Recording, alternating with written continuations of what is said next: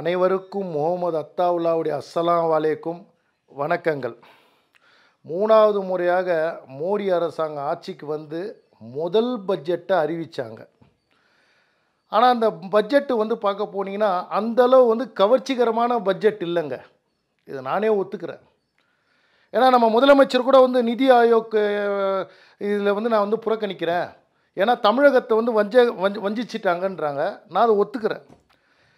ஏன் ஒன்றுனா, இன்றைக்கி வந்து ஒவ்வொரு மாநிலமும் வந்து பார்க்க போனீங்கன்னா வந்து நான் ஆட்சிக்கு வர்றதால வந்து என்ன பண்ணுறாங்க, கல்வி கடனை ரத்து பண்ணிடுறேன், மகளிர் சுய உதவிக்குழுவில் கொடுத்த கடனை ரத்து பண்ணிடுறேன், டிவி தரேன், வாஷிங் மிஷின் தரேன், ஃப்ரிட்ஜு தரேன், லேப்டாப் தரேன், சைக்கிள் தரேன், நகை கடனை வந்து தள்ளுபடி பண்ணுறேன். இந்த மாதிரி எக்கச்சக்கமான கமிட்மெண்ட் வந்து தமிழக மக்களும் இல்லை, அந்தந்த மாநிலத்தில் உள்ள கட்சிகள் வந்து அறிவிக்கிறாங்க. அப்போ இந்த கடனை எப்படி அடைக்கிறது, அவங்களுக்கு அந்த கேள்வி ஒன்று வருது இல்லையா? அப்போ என்ன பண்ணுறாங்கன்னா வந்து மத்திய அரசாங்கம் பட்ஜெட் அறிவிக்கும் போது ஒவ்வொரு மாநிலத்துக்கும் வந்து எதிர்பார்க்குற பட்ஜெட் தான் இந்த பட்ஜெட். இந்த மாதிரி ஒரு நிதி வந்தால் தானே நான் கொடுத்த கமிட்மெண்ட்டை எல்லாத்தையும் என்ன பண்ண முடியும், இந்த வழியாக வந்து நான் வந்து என்ன பண்ண முடியும், கொடுத்ததை வந்து பெற முடியும். ஆனால் இவங்க வந்து சொல்கிறாங்க ஏமாற்றோன்னு வந்து சொல்கிறாங்க. நான் சொல்கிறது தமிழக அரசாங்கத்துக்கு மட்டும் இல்லைங்க, ஒட்டுமொத்த மாநிலத்தில் இருக்கிறவங்க. ஏன்னா கிட்டத்தட்ட 8 முதலமைச்சர்கள் வந்து நிதி ஆயோக் வந்து அந்த கூட்டத்துக்கு வந்து நாங்கள் புறக்கணிக்கிறோன்றாங்க. ஏன்னா நாங்களாம் வஞ்சிக்கப்பட்டவர்கள் அப்படின்றாங்க. அதுக்காக சொல்கிறேன். நான் மக்கள் மன்றத்தில் வைக்கிறேன். அதாவது வந்து பார்க்க போனால் இன்றைக்கி வந்து பார்க்க போனால் 80 ஆண்டு காலம் ஆட்சி வந்து பண்ணிக்கிட்டு வராங்க. ஆனால் இந்த 80 ஆண்டு ஆட்சி வந்து பாருங்கள், ஆளுங்கட்சியாக இருக்கும் போது பட்ஜெட் அறிவித்தாங்கன்னா எதிர்க்கட்சி வந்து எதிர்ப்பு தெரிவிக்கிறது. அதே மாதிரி எதிர்க்கட்சியாக வந்து அவங்க ஆளுங்கட்சி வந்தாங்கன்னா இந்த பட்ஜெட்டை வந்து என்ன பண்ணுறாங்க, எதிர்ப்பு தெரிவிக்கிறாங்க.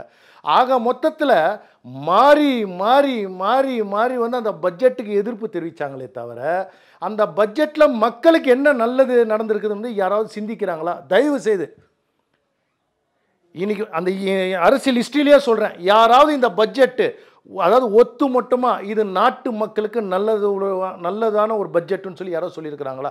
ஏன் சொல்லலை? உதாரணத்துக்கு இப்போ வந்து பட்ஜெட் வந்து நிர்மலா சீதாராமன் அறிவிக்கிறதுக்கு முன்னாடி இந்தியா கூட்டணியை சேர்ந்தவங்கெல்லாம் என்ன பண்ணுறாங்க, ஒன்று இணைகிறாங்க. எக்ஸாம்பிள், ஏன்னா அவங்களாம் இணைஞ்சது உண்மை. அப்போ இணைஞ்சு வந்து அந்த இடத்துல என்ன பண்ணுறாங்க, அவங்க எல்லாமே ஒரு கூட்டத்தை போட்டு பேசி எது அறிவித்தாலும் வந்து என்ன பண்ணுறாங்க, அதுக்கு எதிர்ப்பு தான் தெரிவிக்கணும்னு வந்து இவங்க பேசிக்கிறாங்களா? ஏன்னா இந்த மாதிரி மாறி மாறி வந்தவங்கெல்லாம், அதாவது ஒத்து மொத்தத்தில் வந்து பார்ப்போம்னா இங்கே மேலே பிஜேபி இருக்கக்கூடாது, பிஜேபி இருக்கிற காங்கிரஸ்னால் காங்கிரஸ் இருக்கக்கூடாது. அப்போ மக்களை ஏமாற்றக்கூடிய ஒரு செயலாக இது நான் வந்து மக்கள் மன்றத்தில் வைக்கிறேன். ஏன்னா இன்றைக்கி வந்து என்னென்னா, இன்றைக்கி நிதியமைச்சர் வந்து அதுக்கு விளக்கம் கொடுத்தாலும் கூட அதை கேட்கறதுக்கோ கவனிக்கிறதுக்கோ எதிர்க்கட்சிகளுக்கு விருப்பம் இல்லை. நம்ம முதலமைச்சர் என்ன சொல்கிறார் அந்த இடத்துல, இதுக்கு முன்னாடி வந்து மைனாரிட்டி அரசை வந்து மெஜாரிட்டி ஆக்கின சில மாநிலங்களுக்கு மட்டும் அவங்க கட்சி ஆட்சியை வந்து காப்பாற்றிக்கிறதுக்காக அந்தந்த மாநிலத்துக்கு வந்து அதிக நிதி கொடுத்தாங்கன்னு வந்து ஒரு குற்றச்சாட்டை வைக்கிறாங்க. நான் வரவேற்கிறேன். இன்றைக்கி வந்து ஒரு பட்ஜெட்னா என்னங்க, எந்தெந்த வந்து துறையில் வந்து முக்கியத்துவம் கொடுக்கணும், அதே மாதிரி பின்தங்கிய எந்த மாநிலம் அதை வந்து என்னென்னா மத்திய அரசாங்கம் கண்காணித்து அந்தந்த மாநிலத்துக்கு தாங்க இந்த பட்ஜெட்டில் வந்து நிதி ஒதுக்குவாங்க. இது மக்கள் உங்கள் எல்லோருக்கும் தெரிஞ்சிருக்கும். ஏன் ஒன்றுனா, இன்றைக்கி மைனாரிட்டியை மெஜாரிட்டியாக பண்ணும்போது இப்போ உதாரணத்துக்கு 10 வருஷத்துக்கு முன்னாடி வந்து இப்போ எடப்பாடி பழனிசாமி வரும்போது கூட இன்றைக்கி சேலத்துக்கு எந்தளவு வந்து அவருடைய மாவட்டத்துக்கு கொண்டு வந்தார் சொல்லி மக்கள் எல்லோருக்கும் தெரியும். நான் ஏன் ஒன்று சொல்கிறேன்னா, மெஜாரிட்டின்னு சொல்லும் போது தான் இங்கே எனக்கு ஒன்று ஞாபகத்துக்கு வருது. 2006லேருந்து 2011 வரைக்கும் பார்க்க போனீங்கன்னா திமுக வந்து பார்க்க போனால் எனக்கு தெரிஞ்சு வந்து ஒரு 96 எம்எல்ஏ வச்சுருந்தாங்க. ஆனால் அப்போ வந்து பார்க்க போனால் காங்கிரஸுடைய எம்எல்ஏ வந்து 35. அவங்களுக்கு வந்து பார்க்க போனீங்கன்னா வந்து மைனாரிட்டி தான் இருந்தாங்க. அப்போதைய ஜெயலலிதா அம்மையார் வந்து திமுக வந்து மைனாரிட்டி அரசாங்கம்னு சொன்னாங்க. அப்போ காங்கிரஸ் என்ன பண்ணுறாங்க, அந்த இடத்துல உங்கள் ஆட்சியில் எங்களுக்கு பங்கு வேணும்னு சொல்லி கேட்குறாங்க. கலைஞர் விடுவாரா? உடனே வந்து சோனியா காந்தி கிட்ட போய் இவங்க யாரெல்லாம் வந்து இதை வந்து பேசுனாங்களோ அவங்க எல்லோருக்கும் வந்து ஒரு வாய்ப்பு விட்டு போட்டாங்க. அது மட்டும் இல்லை, இன்றைக்கி கார்த்திக் சிதம்பரம் கூட என்ன சொல்கிறாருன்னா வந்து இன்றைக்கி அவங்க செல்வ பெருந்தகை முன்னாடி அவர் மாநில தலைவருக்கு முன்னாடி, ஏன்னா கூட்டணி தர்மம் வேறு, கூட்டணிக்கு அப்புறம் ஆட்சிக்கு வந்தோன்னே எங்களுக்கு பங்கு வேணும்னு கேட்குறாரு. இதை வந்து முன்னாடியே கேட்டாங்க, ஆனால் இது வரைக்கும் நடந்த பாடு இல்லை. ஆனால் இப்போ கூட இந்த திமுக அரசாங்கம் வந்து பார்க்க போனால் அது மறுக்குது. இது வந்து நாங்கள் போட்ட பிச்சை, இன்னமும் எங்களுக்கு கூட கூட்டணி வச்சதால் தான் நீங்களாம் ஜெயிக்கிறீங்கன்னு வந்து அவங்க கட்சியில் இருக்கிற ஒவ்வொருத்தருடைய எண்ணம் இருக்கட்டும், ஒன்றும் பிரச்சனை கிடையாது. ஏன் ஒன்றா இன்றைக்கி மைனாரிட்டின்னு சொல்கிற போது நீங்களும் அந்த மைனாரிட்டியில் இருந்ததுன்னு வந்து நீங்கள் மறந்துடாதீங்கன்னு தான் நான் வந்து சொல்ல வரேன்.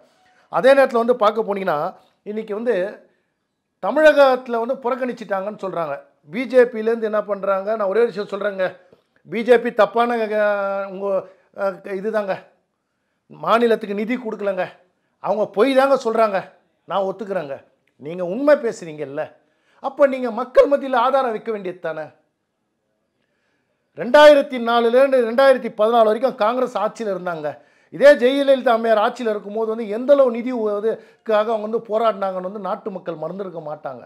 அப்போது அந்த 10 வருஷத்தில் வந்து பார்க்கணும்னா 8056 கோடி தான் தமிழகத்துக்கு நிதி ஒதுக்குனதாக வந்து நேற்று கூட அதுக்கு வந்து என்ன பண்ணுறாங்க, பிஜேபி சைட்லேருந்து விளக்கம் கொடுக்குறாங்க. ஆனால் இதே பிஜேபி ஆட்சியில் 2014லேருந்து 24 வரைக்கும் 1,05,157 கோடி வந்து தமிழகத்துக்கு ஒதுக்கியிருக்கிறோம் அப்படின்னு சொல்கிறாங்க. அப்போ இந்த தமிழக அரசாங்கம் என்ன பண்ணணும், அதற்கு உண்டான ஆதாரத்தை கொடுக்கணும். மக்களுக்கு என்ன தெரியும், நீ பேசுகிற அவன் பேசுகிற எது எப்படி இருந்தாலும் எனக்கு வந்து மலிவாக கிடச்சா போதும் தான் மக்கள் நினைக்கிறாங்க. அப்போ அவங்க அந்த இடத்துல போடும்போது யார் சொல்கிறது உண்மை, அரசாங்கம் உங்கள் கையில் இருக்குது, நீங்கள் நினச்சா வந்து பேப்பரில் பப்ளிஷ் பண்ணலாம். 2004லேருந்து 2014 வரைக்கும் இவ்வளோ கொடுத்துருக்குறாங்க பாருங்கள், காங்கிரஸ் ஆட்சியில் வந்து தமிழகத்துக்கு இவ்வளோ கொடுத்துருக்குறாங்க, இன்றைக்கி பிஜேபி இவ்வளோ கொடுத்ததா பொய் சொல்கிறாங்க, இந்தாங்கன்னு சொல்லி நீங்கள் விளம்பரம் கொடுக்கணும்னு நினச்சா கொடுக்கலாமே. தமிழகத்துக்கு ஒன்றுமே கொடுக்கலன்னு சொல்கிறாரு முதலமைச்சர். இன்றைக்கி ரயில்வே அமைச்சர் வந்து அஸ்வினி வைஷ்ணவ் வந்து சொல்கிறார் அந்த இடத்துல, கிட்டத்தட்ட 6,362 கோடி ரூபாய் ரயில்வேக்காக தமிழகத்துக்கு ஒதுக்கி இருக்கிறோம். ஆனால் அதுக்கு உண்டான நிலத்தை வந்து தமிழக அரசாங்கம் கொடுக்காதால எங்களால் வேலையை முடிக்க முடியலை, வேலைகள் வந்து தொய்வு ஏற்பட்டிருக்குதுன்னு வந்து அவங்க விளக்கம் கொடுக்குறாரு. அந்த விளக்கத்துக்கு யாராவது கவுண்டர் அட்டாக் கொடுத்தாங்களா, இல்லை யாராவது அந்த விளக்கத்துக்கு உண்டான விளக்கத்தை இது பண்ணாங்களா? ஒன்றுமே பண்ணலை. இதே காங்கிரஸ் ஆட்சியோட 7 மடங்கு வந்து நான் வந்து அதிக நிதி கொடுத்ததா சொல்கிறாங்க. நான் எங்க பிஜேபி போய் சொல்லுதுங்க, நான் ஏற்றுக்கிறேங்க, நீங்கள் உண்மை தானே பேசுகிறீங்க, மக்கள் மத்தியில் ஆதாரத்தை வைங்க, வாயிலே ஏன் பேசுகிறீங்க? இன்னைக்கு மழை பெஞ்சு வெள்ளம் வந்ததால் இவ்வளோ 1000 கோடி கேட்டோம், அந்த இடத்துல கொடுக்கல, வெறும் 250 கோடி தான் கொடுத்தாங்க, 500 கோடி தான் கொடுத்தாங்க. இன்றைக்கி வந்து பீகாருக்கு இவ்வளோ கொடுத்துட்டாங்க, ஆந்திராவுக்கு இவ்வளோ கொடுத்துட்டாங்கன்னு வந்து சொல்கிறாங்க. நல்லா யோசிச்சு பாருங்கள், பிஜேபி ஆட்சியில், கூட்டணி ஆட்சியில் நீங்கள் சொன்ன அதே நிதிஷ்குமார், நீங்கள் சொன்ன அதே சந்திரபாபு நாயுடுக்கு, அதாவது என்னன்னா வந்து இன்றைக்கி மத்தியில் வந்து பதவியில் வந்து அவங்க வந்து அவங்களுக்கு உண்டான அமைச்சர் பதவி கொடுத்துருக்குறாங்க அந்த மாநிலத்துக்கு, அந்த மாநிலத்துக்கும் கொடுத்துருக்குறாங்க. இது யாராக இருந்தாலும் வந்து கொடுக்குற ஒரு இது தான். ஆனால் நீங்கள் தமிழகத்தில் எடுத்தீங்கன்னா உங்களுடைய கூட்டணி கட்சிகளுக்கு எந்த அமைச்சருக்கு நீங்கள் பதவி கொடுத்துக்கிறீங்க? கூட்டணி தலைவர்களுக்கு கொடுக்கல. அவங்க கூட்டணி கட்சிகளுக்கு ஆதாயம் தேர்னா அப்போ நீங்கள் என்ன பண்ணீங்க? அப்போ நீங்கள் நேராக இருக்கிறீங்களா? இன்றைக்கி உங்கள் கூட்டணி கட்சியில் இருக்கிறவங்களே உங்களுக்கு எதிர்ப்பு தெரிவிக்கிறாங்க. ஆனால் அது உங்கள் முதலமைச்சருக்கு தேரல, இல்லை தெரியாமல் நடிக்கிறாரான்னு வந்து எனக்கு புரியலை. இன்றைக்கி மத்திய அரசாங்கம் வந்து எந்த அளவு வந்து நிதி கொடுத்துக்கிறாங்கன்னா, நான் மக்கள்கிட்ட சொல்கிறேன், நான் பிஜேபிக்கு ஆதரவாகவும் பேசலை, திமுகவுக்கு எதிராகவும் பேசலை. நான் என்னென்னா உள்ளதை உள்ளபடி மக்கள்கிட்ட தெரியப்படுத்துங்க. இன்றைக்கி அதோடைய நலன் வந்து பார்க்க போனால் நான் வந்து புள்ளி விபரத்தோடு வந்து சொல்கிறேன் பாருங்கள். இன்றைக்கி வந்து மத்திய அரசாங்கம் முதல்ல என்ன பண்ணால் சுகாதாரத்துறையில் வந்து அதிக ஃபோக்கஸ் பண்ணியிருக்கிறாங்க. 3 புற்றுநோய்க்கு வந்து அதிகப்படியான இதுக்கு வந்து அந்த இடத்துல வரி கம்மி பண்ணியிருக்கிறாங்க. மெடிக்கலுக்கு உண்டான எக்யூப்மெண்ட்டோடைய வரியை குறைச்சிருக்கிறாங்க. இன்றைக்கி அந்த சுகாதாரத்துறையில் வந்து பார்க்கணும்னா முக்கிய இதெல்லாம் வந்து என்னென்னா அந்த இடத்துல மேம்படுத்துறதுக்காக வந்து பண்ணுறாங்க. முதல் விஷயம் சுகாதாரம், நம்ம நல்லா இருந்தால் தான் உழைக்க முடியும், அதனால் சுகாதாரத்துறைக்கு வந்து அதிக முக்கியத்துவம் கொடுத்துருக்குறாங்க. ரெண்டாவது அவங்க என்ன பண்ணாங்கன்னா வந்து இளைஞர்களுக்கு, இன்றைக்கி இளைஞர்களுக்கு வந்து பார்ப்போம்னா கல்வியாகட்டும், வேலைவாய்ப்பாக இருக்கட்டும், திறன் துறைக்கு வந்து 1.47 லட்சம் கோடி ஒதுக்கீடு பண்ணியிருக்கிறாங்க. உதாரணத்துக்கு பார்ப்போம்னா பெஸ்ட் இந்தியாவில் இருக்கிற 500 கம்பெனியில் வந்து இந்த அப்பண்டிஸாக வேலை செய்கிறவங்க, நீங்கள்லாம் இன்டர்ன்ஷிப்பில் வேலை செய்கிறவங்களாம் பார்க்கணும்னா இன்றைக்கி ஊக்கத்தொகை, அவங்களுக்கு ஒரு சம்பளம். இன்றைக்கி அந்த இளைஞர்கள் கஷ்டப்படக்கூடாதுன்னு வந்து சொல்லியிருக்கிறாங்க. இன்றைக்கி முத்ரா கடன் நல்லா கவனிங்க, 10 லட்ச ரூபா வரைக்கும் முத்ரா கடன் கொடுத்தாங்க. அந்த முத்ரா கடன் வந்து மொத்தமாக கட்டினவங்களுக்கு அடுத்தது 20 லட்ச ரூபா வரைக்கும் அவங்களுக்கு வந்து ஏற்றிருக்கிறாங்க. இங்கே வந்து நீங்கள் வாங்கின உடனே அடுத்த உங்கள் ஆட்சி வந்தோடனே அந்த இடத்துல அந்த வாங்கின கடன் ரத்துன்னு சொல்லலை, அந்த கடனை வந்து யார் சரியாக கட்டினாங்களோ 10 லட்சத்துக்கு அப்புறம் 20 லட்சம். ஆக மொத்தத்தில் வந்து இவங்க எந்த இடத்துலையும் வந்து என்ன பண்ணுறாங்க, இவங்க ஆட்சிக்கு வரணும்னு சொல்லிட்டு அதை தள்ளுபடி பண்ணலை. அடுத்தது வந்து பார்த்தா உள்நாட்டில் வந்து உயர்கல்விக்கு படித்த மாணவர்கள்லாம் 10 லட்சம் வரைக்கும் வந்து என்ன பண்ணுறாங்க, கடன் வாங்கலான்னு வந்து கொடுத்துருக்குறாங்க. அதாவது இவங்க வந்து என்னென்னா மத்திய அரசாங்கம், நான் ஏன் ஒன்று சொல்கிறேன்னா, கட்சியில் இருக்கிற வரைக்கும் வந்து பிரதமர் வந்து கட்சி, ஆனால் ஒரு பிரதமர் ஆகிட்டார்னா அவர் எல்லோருக்கும் பொதுவானவர். இன்னைக்கு என் முதலமைச்சராக கூட இருக்கட்டும் சரி, அவர் திமுகவுடைய தலைவராக இருக்கிற வரைக்கும் நான் எதிர்ப்பு தெரிவிப்பேன். ஆனால் முதலமைச்சராக வந்துட்டாருன்னா நான் எனக்கும் அவர் முதலமைச்சர் தான். அவரை விமர்சனம் பண்ணுறதுக்கோ அவரை பாராட்டுறதுக்கோ எனக்கு உரிமை இருக்குது. ஒரு நாட்டுடைய வளர்ச்சி என்ன நான் கேட்குறேன். தமிழக பேர் வரலன்னு சொல்லிட்டு நீங்கள் இன்னைக்கு கூக்குரல் கொடுக்குறீங்க. இதே காங்கிரஸ் ஆட்சி 10 வருஷம் இது பண்ணாங்க. 10 வருஷத்தில் இத்தனை ஒரு முறையும் கூட வந்து தமிழக பேரை வந்து அவங்க தவிர்க்கலன்னு சொல்லி நீங்கள் ஆதாரத்தை காட்டுங்க. இன்னைக்கு தமிழ்நாட்டில் கூட சரி, எந்தெந்த மாவட்டம் வந்து முன்னிலை மாவட்டம் பட்டியல் போடுங்க. ஏன்னா இது தேர்தலில் சொல்கிறாங்க இல்லையா, தென் மாநிலங்கள்லாம் புறக்கணிக்கப்பட்டது. ஏன்னா ஒத்துமொட்ட வந்து நிறுவனம் ஐடி கம்பெனி எல்லாமே வந்து எங்கே இருக்குதுன்னு பார்ப்போம்னா தமிழ்நாட்டில் சென்னையில் தாங்க இருக்குது. ஏங்க ஒவ்வொரு மாவட்டத்திலையும் இல்லை? அப்போது ஒரு மாநிலத்தில் இருக்கிற முதலமைச்சரே அந்தந்த மாவட்டத்துக்கு வந்து ஃபோக்கஸ் பண்ணலன்னு போது முதல்ல வந்து என்னென்னா நான் சொல்கிறது முதலமைச்சர், அது எந்த முதலமைச்சராக இருக்கட்டும், அதிமுகவாக இருக்கட்டும் திமுகவாக இருக்கட்டும், நான் வந்து ஸ்டாலின் அவர்களை மட்டும் விமர்சனம் பண்ணல. எனக்கு தேவை மக்கள் நலன். அப்போ இத்தனை ஆண்டு காலம் நீங்கள் ஆட்சி அனுபவிச்சிருந்த ஏன் இன்றைக்கி வந்து ஒவ்வொரு மாவட்டமும் பின்தங்கி இருக்குது மக்கள்கிட்ட சொல்லுங்கள். ரெண்டாவது வந்து பண்ணால் பெண்களுக்கு வந்து மத்திய அரசாங்கம் சலுகை கொடுத்துருக்குறாங்க. மகளிர் பெண் குழந்தைங்களுக்கு மேம்பாட்டுக்காக வந்து 3 லட்சம் கோடி ரூபாய் ஒதுக்கீடு பண்ணியிருக்கிறாங்க. அடுத்தது பார்த்தீங்கன்னா விவசாயம். அடுத்த 2 வருஷத்தில் வந்து இயற்கை விவசாயத்துக்கு வந்து அவங்க என்ன பண்ணுறாங்க, அதுக்கு உண்டான பயிற்சி வந்து மேம்படுத்துகிறாங்க.